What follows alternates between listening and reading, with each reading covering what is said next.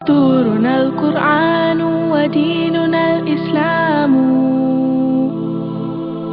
أركانه الجليلة دعائم الفضيلة وَلَقَدْ يَسَّرْنَا الْقُرْآنَ لِلذِّكْرِ فَهَلْ مِن مُدَّكِرٍ، اور بے شک ہم نے آسان کیا قرآن نصیحت کو، پھر ہے کوئی نصیحت پکڑنے والا؟ Our guide is the Quran, our religion is Islam. 5 noble pillars upholding what is virtuous. To make the testimony is the base of the faith, and the fast and the prayer, the pilgrimage and charity. احقاف، یہاں پھر وہی آگے دیکھیے، یہاں العزیز الحکیم کے نازل کردہ قرآن پر ایمان لا کر مشرک قوم عاد کے انجام سے عبرت حاصل کر کے توحید پرست جنات کی طرح قرآن کے داعی اور مبلغ بن جاؤ۔ پچھلی صورت میں بھی اللہ کی 2 صفات آئی تھی، العزیز اور الحکیم، یعنی قیامت بھی سنیے اس کی حکیمیت کا ایک سب سے بڑا ثبوت یہی ہے کہ وہ الحکیم بھی ہے اور العزیز بھی۔ قیامت کو برپا کرنے کے لیے، قیامت کی عدالت کو قائم کرنے کے لیے طاقت چاہیے، عزیزیت چاہیے، اور اگر قیامت کے دن اللہ تعالیٰ انصاف نہیں کرے گا تو اس کا مطلب یہ ہے کہ وہ حکیم نہیں ہے۔ قیامت کیوں برپا ہوگی؟ تاکہ عدل و انصاف ہو، چونکہ وہ حکیم ہے اس لیے قیامت برپا کرے گا۔ اور یہاں سورہ احقاف میں اس کی ذرا پہلے پیراگراف میں الحکیم اور العزیز کی نازل کردہ قرآن کا مقصد بیان کیا گیا ہے۔ یہاں مشرکین مکہ کے جو ہے شرک کی تردید کی گئی ہے۔ یہاں جو ہے نبی کریم صلی اللہ علیہ وسلم اور قرآن پر اعتراضات کا جائزہ ہے۔ یہاں بتایا گیا ہے کہ تورات اور قرآن میں کیا مماثلت ہے، اور توحید پر استقامت کی دعوت دی گئی ہے۔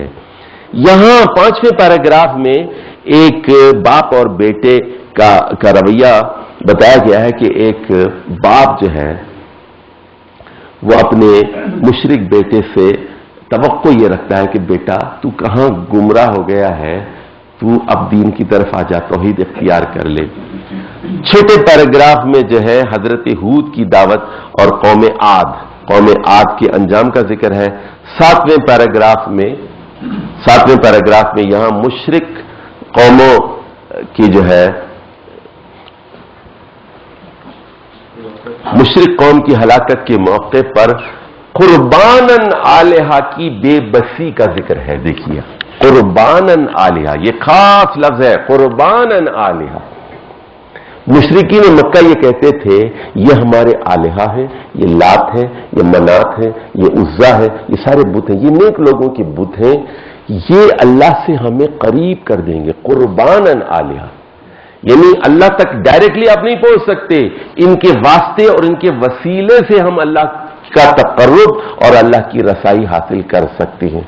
تو فرمایا، سنیے اللہ نے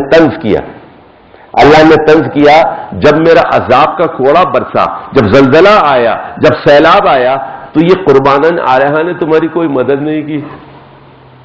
دیکھیے میں کہتا ہوں جب بغداد پر آفت آئی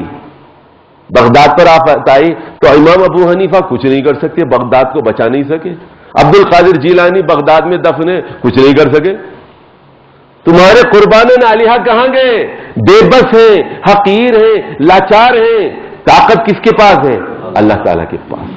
تم جن لوگوں پر ایمان رکھتے ہو کہ یہ ہمیں بچا لیں گے، وہ بچا لیں گے، لاہور کو جو ہے داتا صاحب بچا لیں گے، اسلام آباد کو بری امام بچا لے گا، اور جو ہے وہ بابا فرید بچا لیں گے، اور عبد القادر جیلانی بچا لیں گے، تو یہ سب آپ کے توہمات ہیں اور آپ کے فضول عقائد ہیں۔ طاقت کا سرچشمہ صرف اور صرف اللہ کی ذات ہے۔ یہ قرباناً آلہہ کہاں گئے؟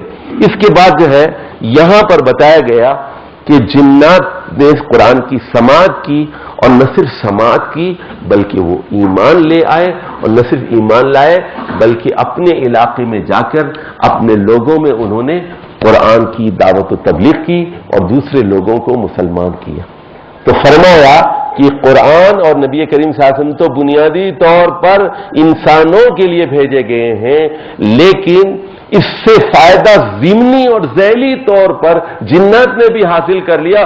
تم سے تو جنات زیادہ بہتر تھے کہ اس میں سے کچھ لوگ نہ صرف مسلمان ہوئے بلکہ داعی اور مبلغ بن گئے، اور تم ہو کہ اب اس کی مخالفت کر رہے ہو۔ اور اس کے بعد یہاں پر توحید خالقیت پر استدلال ہے، اور آخر میں رسول کریم صلی اللہ علیہ وسلم کو صبر کی نصیحت کی گئی ہے اور فاسقین کی ہلاکت کی دھمکی دی گئی ہے۔ یہاں سورۃ الاحقاف کے ساتھ ہی حوامیم ختم ہو جاتی ہیں، اور یہاں سے 3 مدنی صورتوں کا آغاز